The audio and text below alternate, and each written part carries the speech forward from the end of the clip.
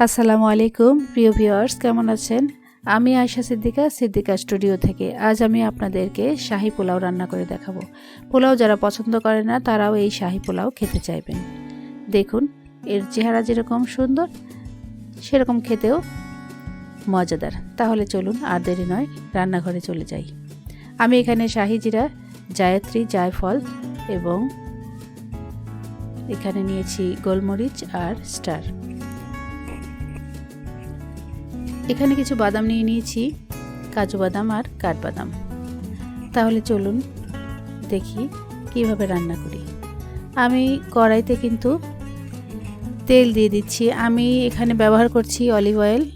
আপনারা সয়াবিন, ঘি যে যেটা ব্যবহার করেন করতে পারেন। আমি অলিভ অয়েল দিয়ে আজকে এই শাহি পোলাওটা রান্না করে দেখাবো। তেলটা গরম হওয়া পর্যন্ত অপেক্ষা করবেন।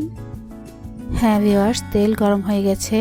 আমি এবার দারচিনি আর এলাচ আর দিয়ে দিলাম তেজপাতা। এটা কিছুক্ষণ স্মেল ছড়াতে থাকলেই তার মধ্যে দিয়ে দিলাম আমি কুচিয়ে রাখা পেঁয়াজ। এটাকে সামান্য আমি ভেজে নিব। আমার এটা ভাজা হয়ে গেছে। এর মধ্যে আমি এখন অল্প অল্প কিছু মশলা অ্যাড করব। দেখুন, আমি এর মধ্যে দিয়ে দেব এখন আদা বাটা, রসুন বাটা।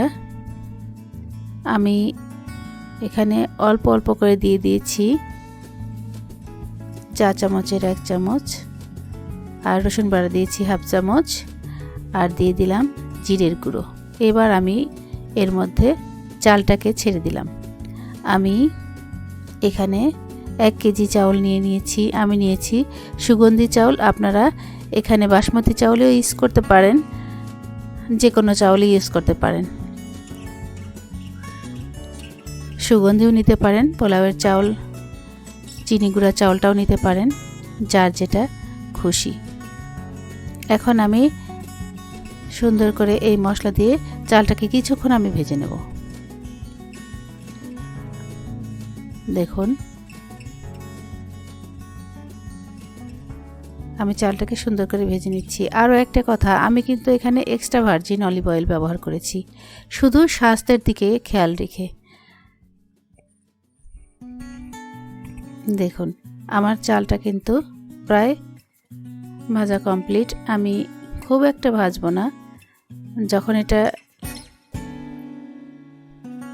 আমার মনে হচ্ছে যে এখানে আমি সামান্য একটু জিরের গুঁড়ো ব্যবহার করলাম, আমার মনে হচ্ছে একটু কম হয়েছে, তাই আমি একটু ব্যবহার করলাম। এবার আমি কিন্তু আগে থেকে গরম পানি করে রেখেছিলাম, সেটা আমি দিয়ে দিচ্ছি। আমি মেপে রেখেছি। আপনারা 4 কাপ চাল হলে সেখানে 8 কাপ পানি দিবেন। চাল যতটুকু তার ডাবল পানি হবে। এখন আমি এর মধ্যে অ্যাড করে দিব গুঁড়ো দুধ।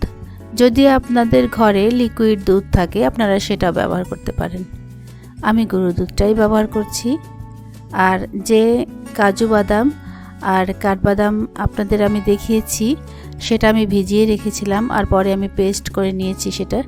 আর সেটা আমি এখন এর মধ্যে মিশিয়ে দেবো নেড়েচেড়ে।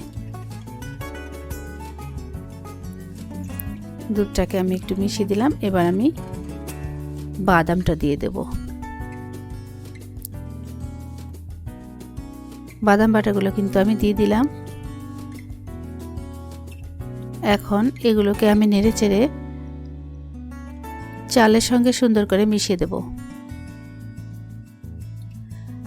ভিউয়ার্স, এই দুধটা কিন্তু দিতে একদমই ভুলবেন না, আর এটা স্কিপ করবেন না। এটা পোলাওয়ে সুন্দর একটা স্বাদ নিয়ে আসে। অবশ্যই আপনারা এটা খেয়াল রাখবেন। আর বাদামটাও কিন্তু অবশ্যই দিবেন। বাদাম আর দুধে অনেক সুন্দর স্বাদ আসে। আর এই যে আমি এখন কিশমিশ দিয়ে দিচ্ছি। কিশমিশগুলো এর মধ্যে দিয়ে দিলাম এখনই।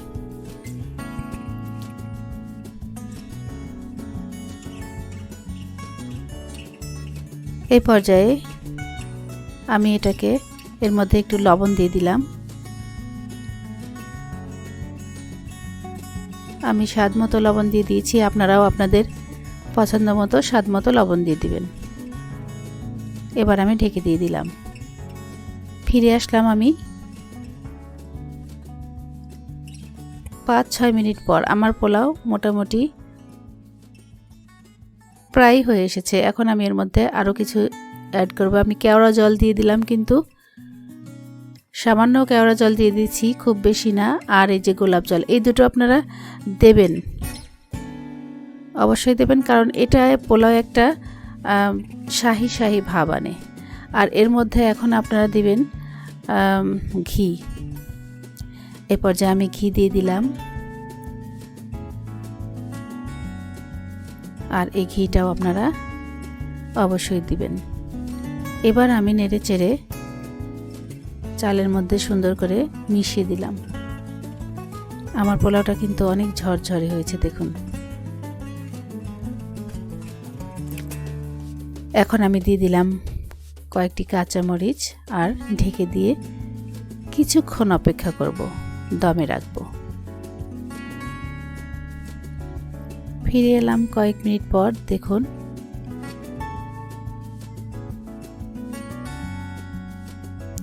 সুন্দর হয়ে পোলাওগুলো কিন্তু হয়ে গেছে।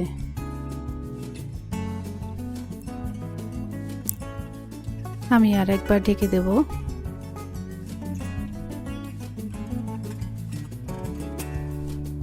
পোলাওগুলো কমপ্লিট। আমি জালটা নিভিয়ে দিচ্ছি। হয়ে গেছে। আমি একটুখানি চেক করব চালগুলো ফুটেছে কিনা। ভিউয়ার্স, আমার পোলাও কমপ্লিট। এবার আমি আপনাদের সামনে এটাকে সার্ভ করব। আমি সার্ভ করে দিয়েছি। দেখুন পোলাওটি দেখতে যেমন সুন্দর হয়েছে, খেতেও দুর্দান্ত সুস্বাদু এবং লোভনীয়। আপনারা বাসায় অবশ্যই একবার ট্রাই করে দেখবেন, খেয়ে দেখবেন আসলে কেমন লেগেছে, আর আমাকে কমেন্টস করে জানাবেন। ভালো লেগে থাকলে একটি লাইক দিয়ে দেবেন, আর ফ্রেন্ডস অ্যান্ড ফ্যামিলির সঙ্গে শেয়ার করবেন। আজকের মতো এখানেই বিদায় নিতে হচ্ছে। দেখা হবে অন্য কোনো ভিডিওতে। আল্লাহ হাফেজ।